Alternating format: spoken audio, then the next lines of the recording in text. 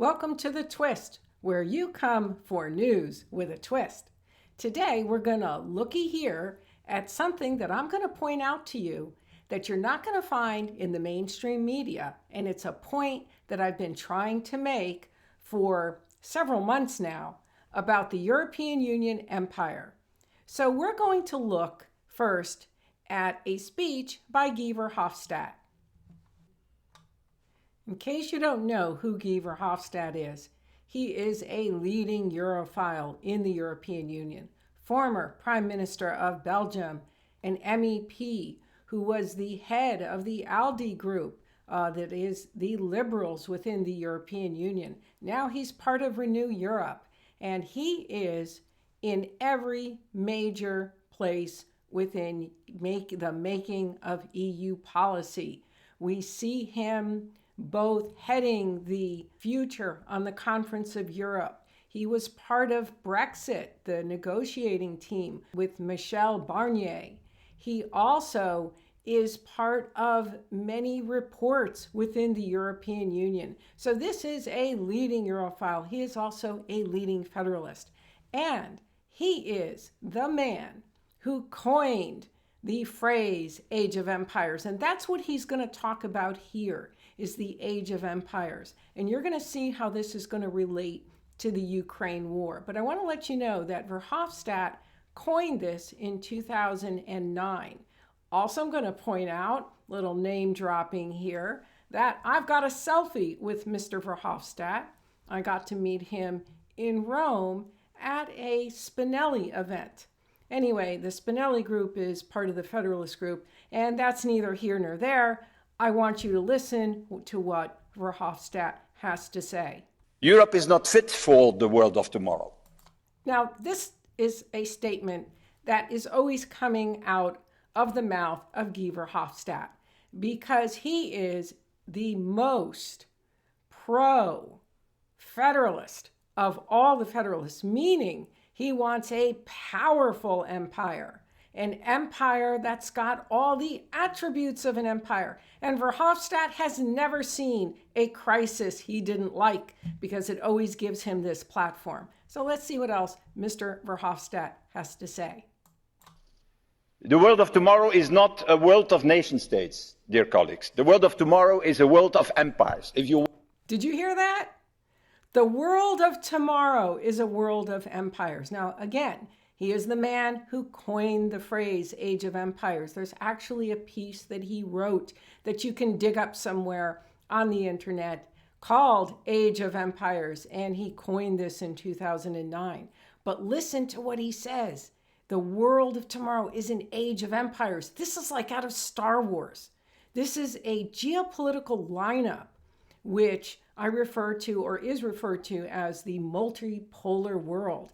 It is a geopolitical lineup that literally is a throwback to the ancient world. Because in the ancient world, you had ancient Egypt, you had the Babylonian Empire, the Roman Empire, which the European Union is a revived Roman Empire. So let's see what Verhofstadt has to say. Want it or not? China is an empire. India is an empire. The US are an empire. Russia wants to be an empire. And in such a world of tomorrow. The world of tomorrow is not a world of nation states, dear colleagues. The world of tomorrow is a world of empires, if you want it or not. China is an empire. India is an empire. The US are an empire. Russia wants to be an empire. And in such... By the way, there is no love lost between Guy Verhofstadt and Vladimir Putin. There's no love lost between Verhofstadt and Russia. He is one of the banned members of the European Union from Russia.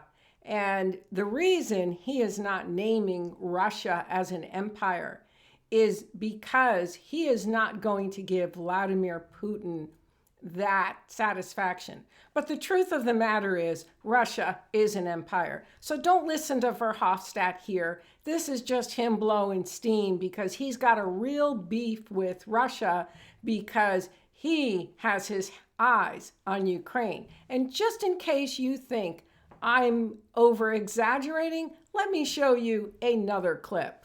This video is from 2014. It is literally the day before Russia went into Crimea. And here you're going to see Verhofstadt at the Maidan rally, which, by the way, Verhofstadt is funded by Soros, and so wasn't that rally. So we'll take a little listen to Verhofstadt in 2014 at a Maidan rally.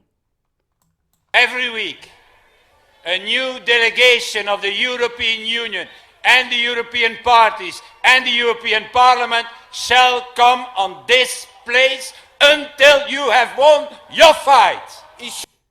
My goodness. He sounds like he's the president of Europe there, like he's speaking on behalf of the European Union as if he is the EU emperor. I have today had many of... Excuse me, my bad. Somehow I went forward on that video, so now I'm backtracking. Я хочу вам сказати, що для мене ви є великим. I have today had many of your people saying thank you to the European Union, but we don't deserve your gratitude. We have to thank you because you are defending European values and European principles and democracy. Yes, European values for a bigger empire, European values for more money, and Ukraine's product, which brings that, or will bring that. Today, the European Union finally decided to put a decisive step and to start with sanctions against the regime in Ukraine. Visa ban, freezing of assets, and that's only a beginning. I should say, finally, because we had to take the decisions already far longer weeks and weeks ago. But we have not only to do that, we have also with the European Union to prepare a positive package for the Ukrainian people, a financial package, and also a visa-free regime for ordinary citizens in Ukraine. Sounds like it's today. We have won. We have won.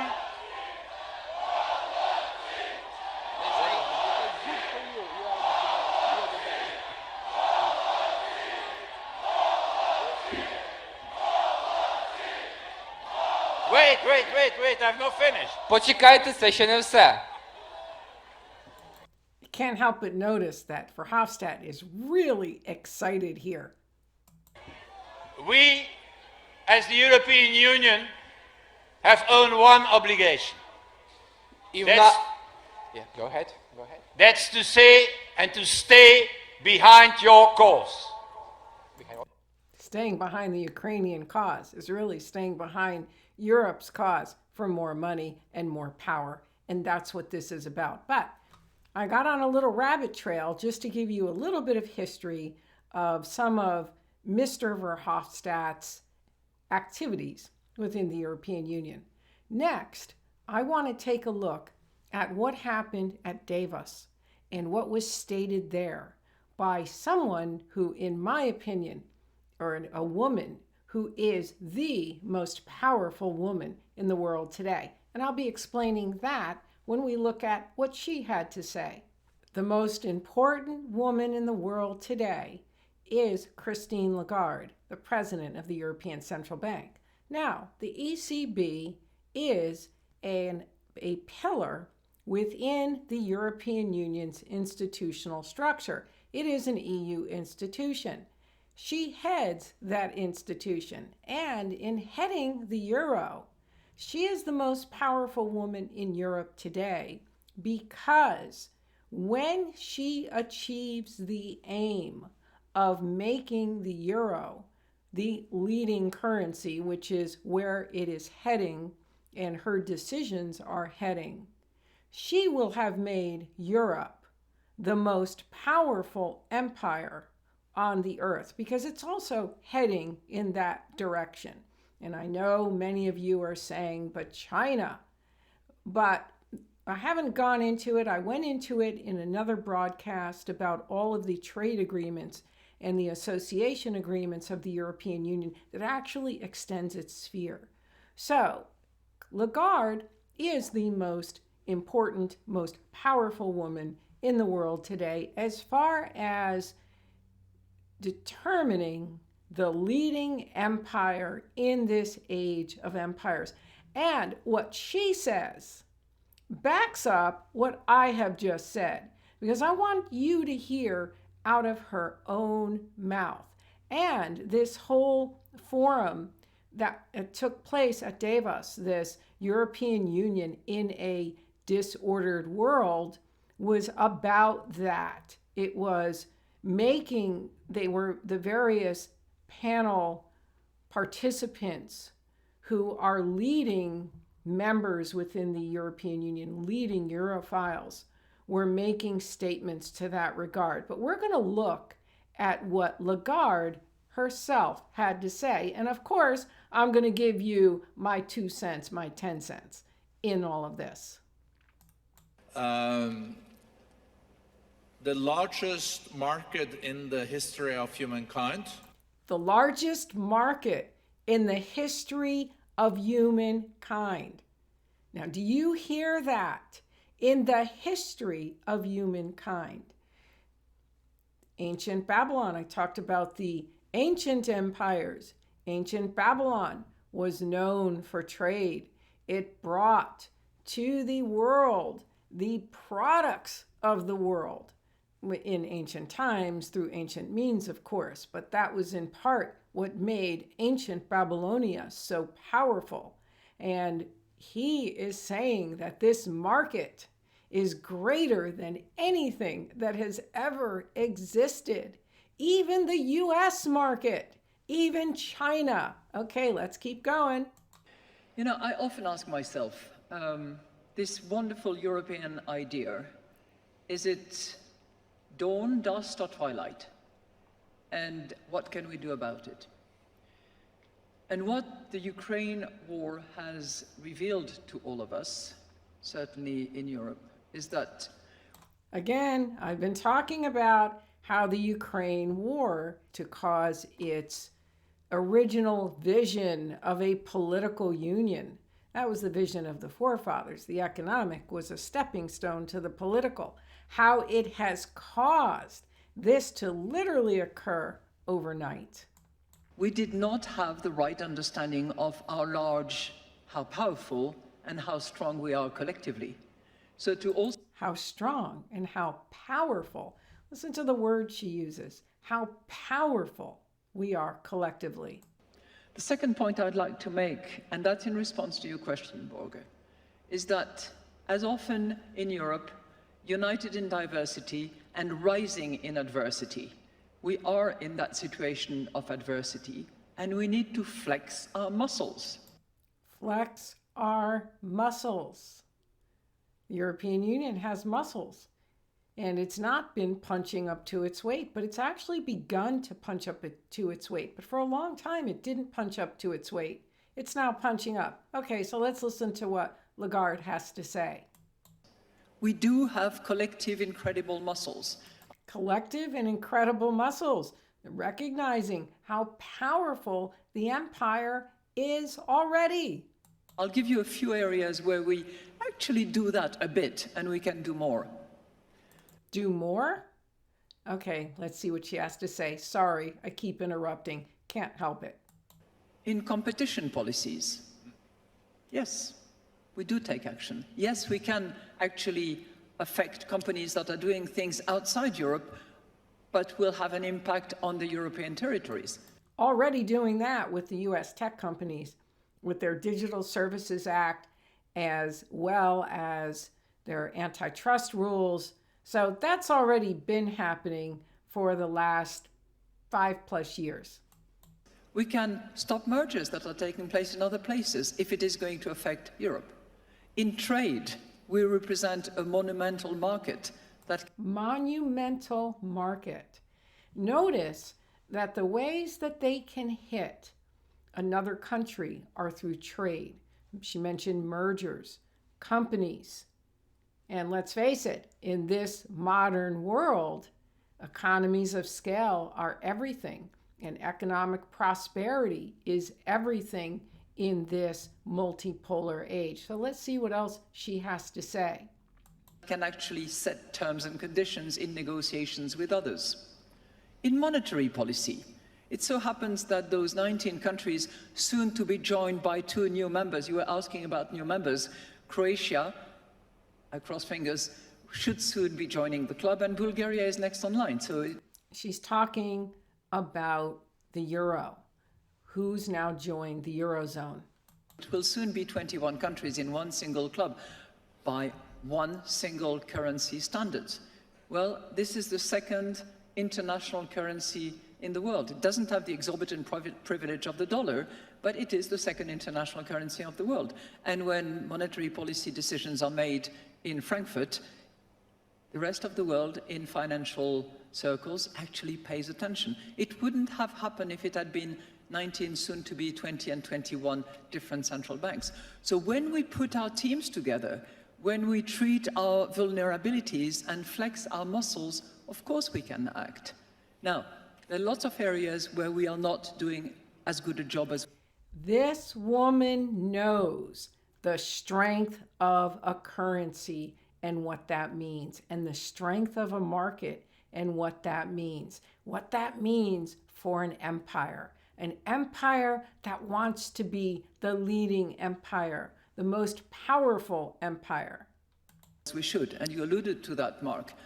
The service sector within the European Union, if only it was in line with the directive that has been approved, it would be formidably larger. There's a potential of about 390 billion euros that can be deployed and leveraged subsequently when Europe decides to affect. Bobo, don't bark. I'm doing a show, Bobo. Sorry, there's people outside and Bobo's barking. As much as it should to defense expenditures under the rules of the NATO club. That's another significant add-on to GDP. And if it was, I'm not sure it's desirable, but economically we have to measure, if it was to return to the Cold War times defense spending, then that would be a significant add-on to that. Did you just hear what she said? She's talking about defense spending adding on to GDP.